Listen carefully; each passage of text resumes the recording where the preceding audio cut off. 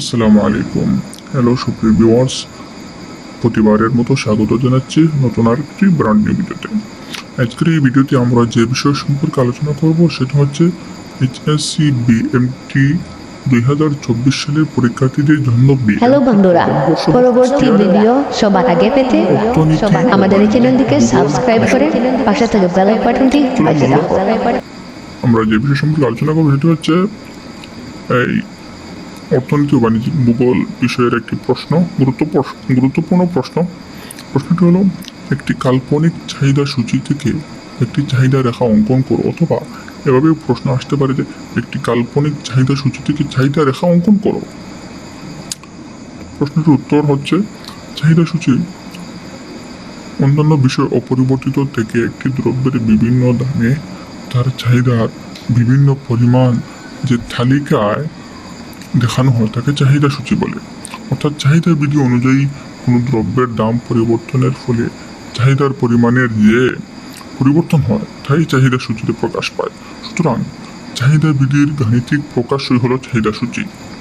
চাহিদা রেখা, বিভিন্ন দামে ক্রেতা একটি দ্রব্যের যে বিভিন্ন পরিমাণ ক্রয় করে তা যে রেখার মাধ্যমে দেখানো হয় তাকে চাহিদা রেখা বলে। অর্থাৎ চাহিদা সূচির জ্যামিতিক প্রকাশই হলো চাহিদা রেখা। বিভিন্ন দামে ক্রেতা একটি দ্রব্যের কী পরিমাণ ক্রয় করে তা চাহিদা রেখার প্রতিটি বিন্দুতে নির্দেশিত হয়। সুতরাং যে কোনো একটি নির্দিষ্ট চাহিদা সূচির ভিত্তিতে একটি চাহিদা রেখা অঙ্কন করা যায়। একটি কাল্পনিক চাহিদা সমীকরণ QD ইকুয়াল 20 - 2P গ্রহণ করা হলে তার ভিত্তিতে নিচের চাহিদা সূত্রটি পাওয়া যায়। আর চাহিদা সূত্র হচ্ছে এই: যখন কমলালেবুর দাম 8 টাকা হয় তখন চাহিদার পরিমাণ প্রতি সপ্তাহে 4 একক থাকে। আর যখন কমলালেবুর দাম 6 টাকা হয় তখন চাহিদার পরিমাণ প্রতি সপ্তাহে 8 একক হয়ে যায়।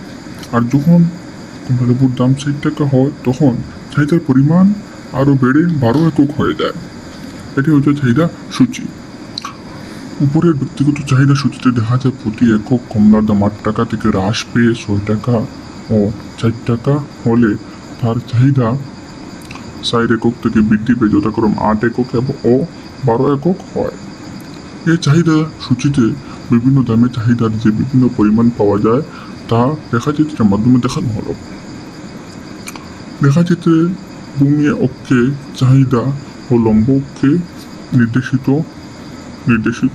দাম নির্দেশিত। চাহিদা সূচি অনুযায়ী প্রতি একক কমলার দাম 8 টাকা, 6 টাকা ও 4 টাকা হলে তার চাহিদা হয় যথাক্রমে 4 একক বিন্দু A, 8 একক বিন্দু B ও 12 একক বিন্দু C।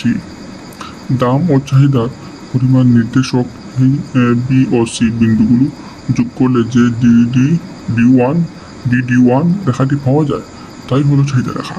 চাহিদা রেখা সাধারণত বাম থেকে ডানে নিম্নগামী হয়। এখন চলুন আমরা এই চাহিদা রেখাটি একটু বুঝে নেই। এই যে চাহিদা রেখা আছে,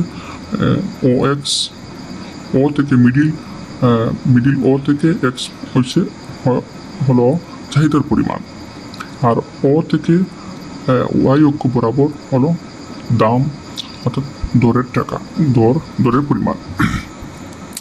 তো যখন ও থেকে